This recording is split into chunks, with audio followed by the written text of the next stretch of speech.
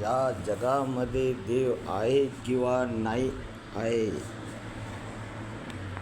हा मोठा प्रश्न सर्वांच्याच आणि बरेच काही लोकांच्या हृदयामध्ये आहे.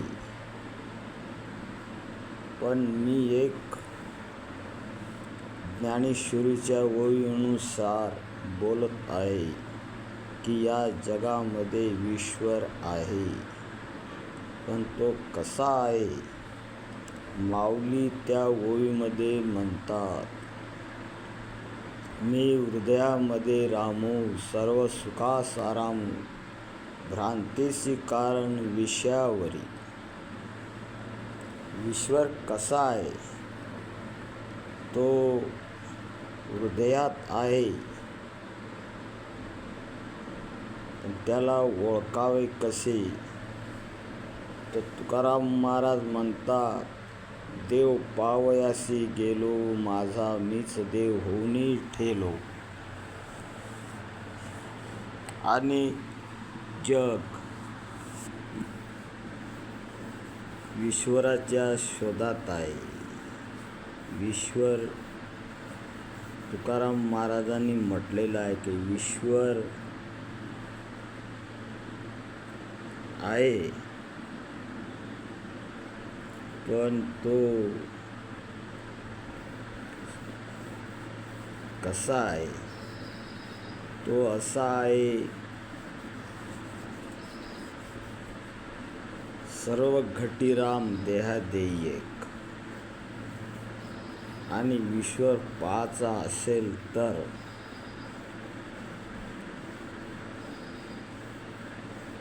तो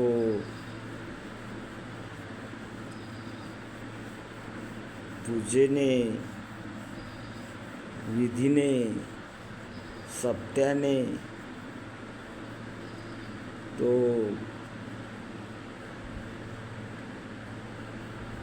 नाही दिसणार. तो दिसेल तर एक नामाचं महत्त्व. त्यांचे नावच असे आहे की ते नाव ईश्वराकडे मनुष्याला नेऊ शकतो. म्हणून सदोन्नित ईश्वराचे नामस्मरण करणे हे का असे? नाम घेता उठाउठी होय संसाराची तुटी. मनुष्य ज्यावेळेस संसारात रंजतो, गांजतो, त्यावेळेस काही मनाला एक शंका निर्माण होते की या संसारात सुख प्राप्ती व्हावे म्हणून काहीतरी कुठे सप्ताह, कुठे भागवत, कुठे कथा, कुठे महादेवावर एक लोटा जल अर्पण करावे, मग आपणास या संसारात सुख प्राप्त होईल. पण ते तसे नाही आहे. ईश्वर प्राप्तीसाठी न मागता तया रमा होय दासी. मागणाराला काहीच मिळू शकत नाही, ही मोठी गूढ बाब आहे. न मागता तया रमा होय. न मागणाऱ्या व्यक्तीला ईश्वरच स्वतः मागे पुढे उभा राहे सांभाळीत. उरला प्रश्न का जगामध्ये देव आहे का? तो ईश्वर सर्वांच्याच हृदयात वास्तव्याला आहे हे मी म्हणू शकत नाही. ती माऊली ज्ञानेश्वर ज्ञानदेवे रचिला पाया, तुका झालासे कळस. या ईश्वराच्या शोधार्थ आणि भ्रांती या जगाची नष्ट होण्यासाठी माऊलीने पाया रचिला. तो वारकरी संप्रदायाचा तुकाराम कळस झाले. त्यामुळं या जगाची भ्रांती दूर झालेली आहे. म्हणून तो ईश्वर असा आहे, सर्वांच्या हृदयामध्ये वास्तव्यास आहे. म्हणून म्हटले तुकाराम महाराजांनी, जे का रंजले गांजले त्यासी म्हणजे आपुले, देव तेथे जाणावा साधू तोची वळखावा, मूर्तंग सभा नवनीत तैसे सज्जनाचे चित्त. तुका म्हणे सांगू किती त्याची भगवंताची मूर्ती. तुम्हाला ईश्वर पाहण्यासाठी जावं लागत नाही. ईश्वर कुठे वनारानात मिळणार नाही. ईश्वर कुठे तुम्हाला सप्त्यात मिळणार नाही. ईश्वर कुठे तुमच्या धनाने प्राप्त होणार नाही. ईश्वर कुठे तुम्हाला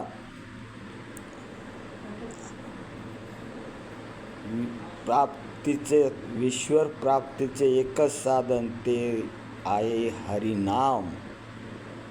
कारण नामदेव महाराजांनी स्पष्ट उत्तर दिले आहे, जन्मोजन्मी आम्ही बहुपुण्य केले, तेव्हा या विठ्ठले कृपा केली.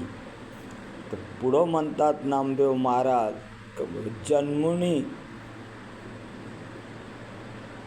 जन्मोनी संसारी झालो त्याचा दास, माझा तो विश्वास पांडुरंग. ज्या व्यक्तीचा पांडुरंगावर विश्वास, ती व्यक्ती कोण्याही कठीण संसारातले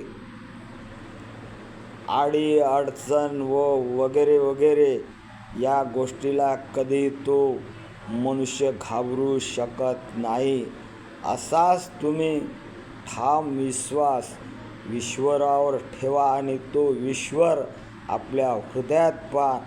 आणि तसाच या सर्व जगाच्या जनाच्या सर्वांच्या ठिकाणी पहा, तर तुम्हाला ईश्वराची प्राप्ती झाल्याशिवाय राहणार नाही. कारण असे आहे की मनुष्याला या संसार भ्रांतीमुळं ईश्वर कळू शकत नाही. तो कितीकही श्रेष्ठ असला, तो कितीकही धनवान असला, तो कितीकही महान असला, तो कितीकही ज्ञानी असला, तो कितीकही सायंटिस्ट असला, तो कितीकही तज्ज्ञ असला, तरी तो ईश्वर कळू शकत नाही. ईश्वर कळला कोणाला? त्या जनाबाईला तो ईश्वर कळला. कसा कळला? जात्याच्या मुखी घालिते मोत्याचे दाणे, तुझ्या कृपेने मला विठ्ठला काही नसे उणे. जात्याच्या मुखी घालिते मोत्याचे दाणे, तुझ्या कृपेने मला विठ्ठला काही नसे उणे. ही जनाबाईची अभंगातले पहिलं ओवी आहे. दुसऱ्या ओवीत जनाबाईने म्हटले, चंद्र सूर्य तूच डोळे जसे शरदाचे चांदणे, तुझ्या कृपेने मला विठ्ठला काही नसे उणे. जनी म्हणे हे रूप तुझे आगळे, ते मी पाहिले का ठाम मते म्हणते जनाबाई की तुझे हे रूप मी पाहिले. म्हणून जनाबाईने ज्या अर्थी ईश्वर रूप पाहिले, म्हणून तो ईश्वर या जगामध्ये आहे, ही तेवढी सत्य बाब आहे. याबद्दल माझी अनुमती आहे की ईश्वर तो आहे. आणि काही मनुष्यांना असे वाटत असते की या जगात ईश्वर कुठे आहे, मग तुम्ही दाखवा ती वस्तू बापांनो दाखवण्याची नाही आहे. स्पष्ट म्हटलेले आहे आपल्या गाडगे महाराजांनी, तुकडोजी महाराजांनी की रे बाबा, देव दिसणारी वस्तू नाही आहे या जगामध्ये. देव पाहायचा असेल तर तुम्ही या माणसात देव पहा. देव पाहायचा असेल तर नाथ महाराजांनी त्या गाढवाला पाणी पाजले आणि ईश्वर पाहाला. तसेच आहे मनुष्याचे जीवन की मनुष्याने सर्व ठायी ईश्वराची प्राप्ती आहे हे समजून घ्यावे. नाहीतर मनुष्य जीवन हे व्यर्थ जाईल. तुम्ही इथे कितीके धन कमावसाल, पैसा कमावसाल, साऱ्या गोष्टी मिळवसाल, पण याच्यामुळं तुमची अशी कोणतीच प्रगती होणार नाही. कारण रावणासारख्यांच्या अटी मंजूर झाल्या नाही, म्हणून तुमच्या या संसारात अटी मंजूर होणार नाही. म्हणून मनुष्याने सदोन्नीत हरीचे चिंतन करावे, परमार्थ करावा, तीर्थव्रत भाव धैर्य करुणा शांती दया पावना करी. ही सत्यवाणी संताची आहे. आजपर्यंत माऊली ते तुकाराम, ते गाडगे महाराज, ते तुकडोजी महाराज, ते जगामध्ये जेवढे संत होऊन गेले, बघा संतांचे म्हणणे आमच्या जिल्ह्यामध्येच ते काशीनाथ महाराज होऊन गेले की टूटी जुड़ी जुड़ा सके ना कोई, इस भगवान की माया जान सके कोई. म्हणून तुम्हाला ईश्वराची माया कळणार नाही, तो ईश्वर कळणार नाही. पण मी ठामपणे सांगू शकतो की या जगामध्ये ईश्वर आहे. कारण हा ठाम पुरावा आहे या जगामध्ये. असे मीराबाई, जनाबाई, मुक्ताबाई, ज्ञानेश्वर, तुकाराम, सेवालाल, एकनाथ, जेवढे कबीर या संतांनी ईश्वर आहे म्हणून ठामपणे जीवन व्यतीत करून अर्पण या जगासमोर केले आहे. म्हणून माझी सर्वांना ही विनंती आहे की संसारात सुख नाही, ही भ्रांती काढून टाका. म्हणून म्हटले आहे ज्ञानेश्वरांनी की लाजिरवाणी ही एक बाब आहे की माऊलीचे वय 18 वर्षाचे आणि ती वारी पंढरीची, आजही ती वारी चालू आहे. माझ्या जीवीची आवडी पंढरपुरा नेन गुढी, पांडुरंगे मन रंगलो. पांडुरंग साक्षात तुमच्या महाराष्ट्रात